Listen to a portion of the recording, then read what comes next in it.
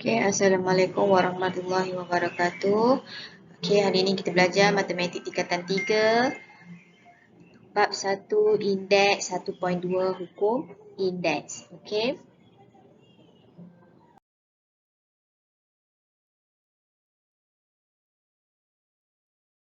Okay, 1.2 hukum indeks. Okay, apakah kaitan antara pendaraban nombor dalam bentuk indeks yang mempunyai asas yang sama dengan pendaraban berulang?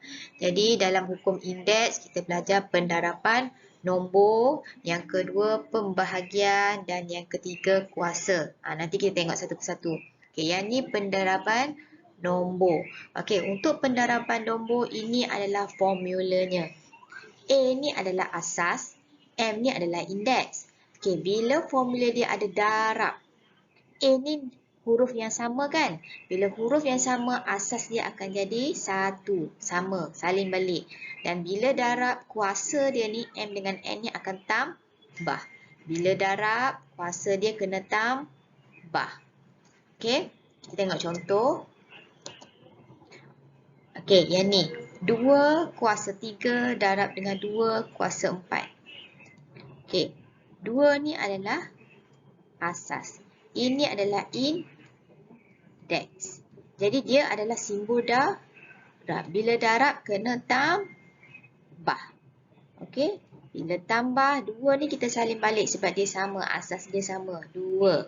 Jadi yang darab kuasa tu yang kena tambah. 3 tambah dengan 4. Okey, macam ni lah tulis dia. Okey, sama juga dengan yang 3 ni. 3 kuasa 2 darab dengan 3 kuasa 3. Okey, dia darab dan asas dia sama. Jadi salin 3, yang kuasa ni kena tambah. 2 tambah 3. Okey, 5 kuasa 4 darab dengan 5 kuasa 2. Bila darab kena tambah kan? Jadi 4 tambah 2. Okey. Okey, ini adalah contoh 6 dalam buku teks. Okey, ringkaskan setiap yang berikut. Okey, kita tengok A. 7 kuasa 2 darab dengan 7 kuasa 3. Kita tengok asas dia sama. Dan dia ada darab, simbol dia darab. Bila darab dia kena, kuasa dia kena tambah. Okey, jadi 3 tambah dengan 2 kan? Okey, kita tengok. Macam ni. 2 tambah 3 sama dengan, bila tambah selesaikanlah. 2 tambah 3, 5. Jadi 7 kuasa 5. Okey, B. 0.2 kurungan kuasa 2 darab dengan 0.2 kuasa 4 darab dengan 0.2 kuasa 5. Jadi ini adalah asas dia sama. Bila asas dia sama, kita salin balik 0.2. Dan yang kuasa ni kita tambah. Sebab yang ni darab, yang ni darab. Bila darab, semua kena tambah. Yang kuasa dia, okey? Okey, jadi macam inilah cara dia. 0.2 salin balik. Lepas tu 0.2 kurungan. Semua yang kuasa ni kena tambah. Sebab dia darab. Jadi bila tambah semua akan dapat 0.2 kuasa 11. Okey, bagaimanakah anda boleh permudahkan nombor atau sebutan algebra dalam bentuk indeks yang mempunyai asas yang berlainan? Okey, asas yang berlainan. Bila asas yang berlainan, okey, kita tengok contoh. Macam mana asas yang berlainan? Okey, ni nampak ni. Soalan A, n kuasa 3 darab n kuasa 2. Ni asas yang berlainan kan? Kalau tadi, kalau nombor 2 semua 2. Kalau 3, 3. Kalau M semua. Tapi ni asas yang berlainan. Inilah dinamakan asas yang berlainan. Okey, B pun kalau berbentuk nombor, yang ni 0.3 dengan 0.2. Ni asas kan? Yang kuasa ni adalah indeks.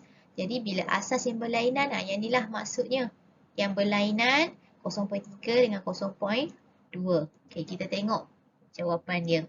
Macam mana nak kira yang asas berlainan ni? Okey. Yang pertama kita salin soalan. Dan yang step yang kedua kita kumpulkan asas yang sama. Maksudnya kalau nak letak M, susun ikut M depan. Dan N. Kalau nak letak N depan pun boleh. Jadi kalau yang ni dalam teks dia letak M depan. Jadi kita susunlah M dengan M, N dengan N. Okey, kita tengok simbol dia. Darab. Bila darab kita dah tahu dia kena tambah. Nak tambah, kita kena tengok asas yang sama. Tak boleh asas yang berbeza. Jadi, nak kira asas ni mesti asas yang sama baru kita kena tambah. Kita tengok M kuasa 3 darab dengan M kuasa 4. Dia adalah darab simbol. Jadi, M 3 tambah dengan 4. Darab dengan N. N adalah ada 2 kan? Jadi, bila simbol darab, dia pun kena tambah. 2 tambah dengan 5. Dia 7. Jadi M kuasa 7 darab N kuasa 7. Nak hilangkan simbol, jadi M kuasa 7, N kuasa 7. Okey, untuk contoh B, berbentuk nombor. Macam biasa, mula-mula kita ikut susunan. Kalau 0.3 duduk depan, kita pun salinlah 0.3 depan. Dan 0.2 duduk belakang. Okey, lepas tu, okey, kita tengok 0.3 kuasa 2 darab dengan 0.3 kuasa 1. Sebab yang ni 0.3 adalah 0.3 kuasa 1. Dia sebenarnya ada kuasa 1. Darab dengan 0.3 kuasa 3. Darab dengan 0.2. 0.2 darab dengan 0.2 kuasa 5. Okey, simbol semua dah. Kita dah tahu dah kalau darab mesti kena tambah. Jadi bila tambah kita tengok yang asas yang sama 0.3. Jadi yang 0.3 ni semua kena tambah yang kuasa tu. Jadi 0.3 2 tambah 1 tambah 3. Darab dengan yang 0.2 2 tambah dengan 5. Jadi 0.3 2 tambah 1 tambah 3 akan dapat 6. Darab dengan 0.2 2 tambah 5 akan dapat 7. Okey. Apakah kaitan antara pembahagian nombor? Okey, tadi kita belajar pendaraban. Yang ni kita belajar pembahagian nombor pula. Dalam bentuk indeks yang mempunyai asas yang sama dengan pendaraban berulang. Okey. Ini adalah formula untuk bahagi. Asas. A ni adalah asas. Bila ni bahagi. Bila bahagi, simbol dia adalah dia kena tolak. Macam tadi darab. Bila darab kena tambah. Kalau yang ni bahagi kena tolak. Asas yang sama kena tolak yang kuasa. Okey.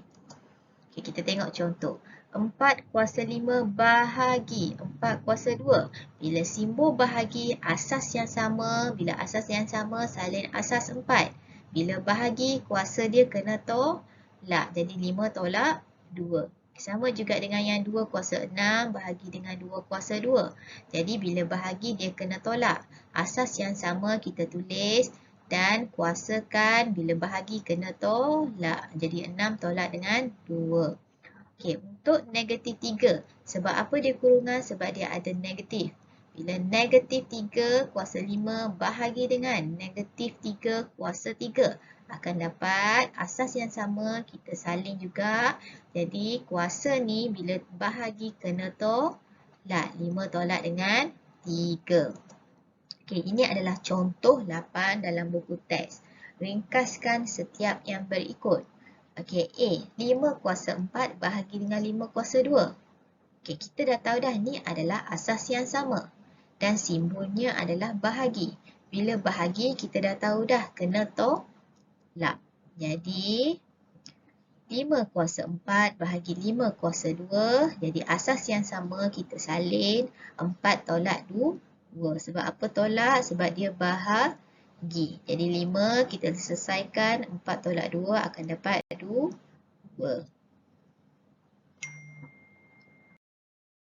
Contoh 8 dalam buku teks muka surat 9. Okey, kita tengok contoh D.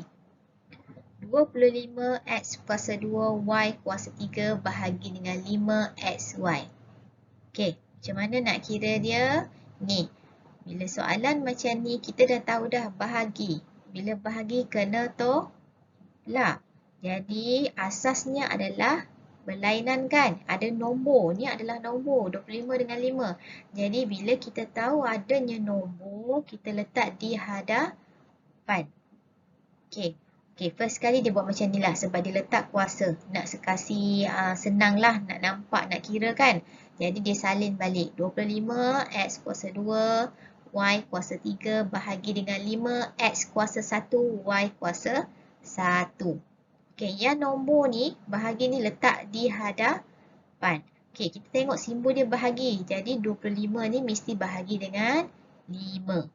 Okey, yang lain X kuasa 2. Kita tengok yang bahagi dengan X juga asas yang sama. Jadi X kuasa 2 dengan X kuasa 1. Bila bahagi kena tolak. Jadi X 2 tolak dengan 1. Y pula. Y kuasa 3 bahagi dengan Y kuasa 1.